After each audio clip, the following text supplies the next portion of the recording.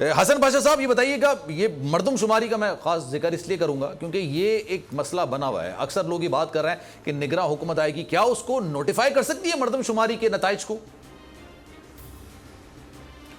دیکھیں بات یہ ہے کہ نگران حکومت ضرور نوٹیفائی کر سکتی ہے. اچھا، اب اگر نئی مردم شماری کے مطابق آپ الیکشن کرواتے ہیں تو پھر آپ کو یاد ہوگا کہ الیکشن کمیشن آف پاکستان نے سپریم کورٹ آف پاکستان کے روبرو یہ کہا تھا کہ اگر مردم شماری کا نوٹیفیکیشن تو پھر جو حلقہ بندیاں ہیں اور یہ سارا پروسیس مکمل کرنے میں 6 سے 7 مہینے لگیں گے.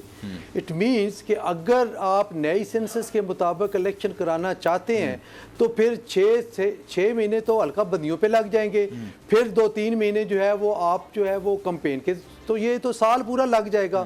تو اگر آپ نے فوری طور پہ الیکشن کرانے ہیں، آئینی ترمیم بھی تو کرنی ہوگی نا، اس آئینی ترمیم کے لیے 2/3 اکثریت میں اسی طرح جی اسی طرف ہی آ رہا ہوں. ٹھیک ہے، اس کے لیے بھی جب نوٹیفیکیشن ہو جائے گا تو پھر آئین میں ترمیم کرانی پڑے گی.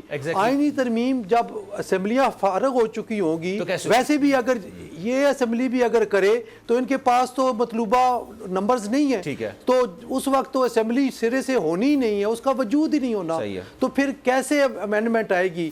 تو یہ امینڈمنٹ کے بغیر وہ سینسس کی جو اپلیکیشن ہے وہ نہیں ہو سکے گی.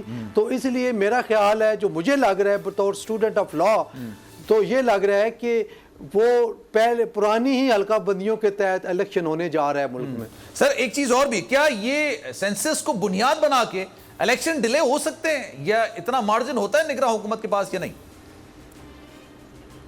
دیکھیں ڈیلے چلے کرتے ہیں، فرض کر لیں آپ کرتے ہیں، تو پھر کب ہوں گے؟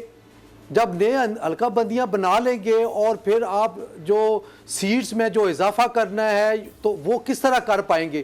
وہ آپ بالکل بھی نہیں کر پائیں گے، کیونکہ اسمبلیوں کا وجود نہیں ہونا، نہ آرڈیننس کے ذریعے آئین میں امینڈمنٹ کی جا سکتی ہے.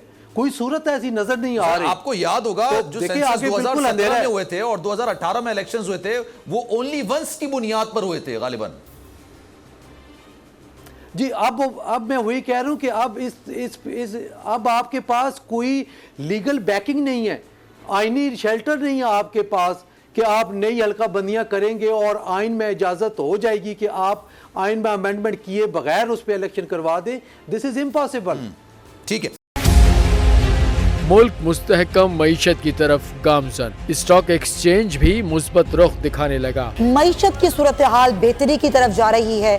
ہم IMF کے قرضہ ملنے کے بعد اس صورتحال کو بہتر مزید کیسے کر سکتے ہیں؟ قرض بحالی کے روشن امکان. بول نے نبھائی اپنی صحافتی ذمہ داریاں. مہنگائی سے پریشان عوام کے لیے اٹھائی آواز.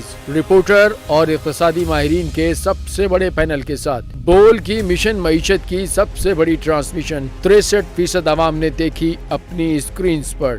اگر 21ویں صدی کی ہم انڈسٹری کی کوئی بات کریں تو اس میں پھر انفارمیشن ٹیکنالوجی جو ہے وہ ٹاپ پر آتی ہے. اپنی روایات کو برقرار رکھتے ہوئے بول عوامی مسائل کو اجاگر کرنے میں سب سے آگے.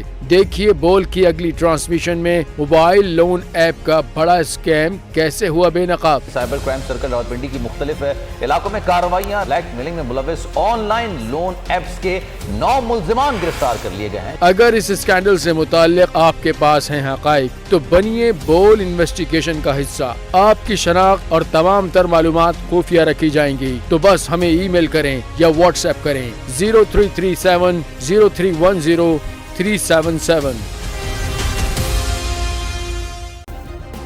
سبسکرائب کریں اور بیل دبائیں تاکہ کوئی خبر رہ نہ جائے.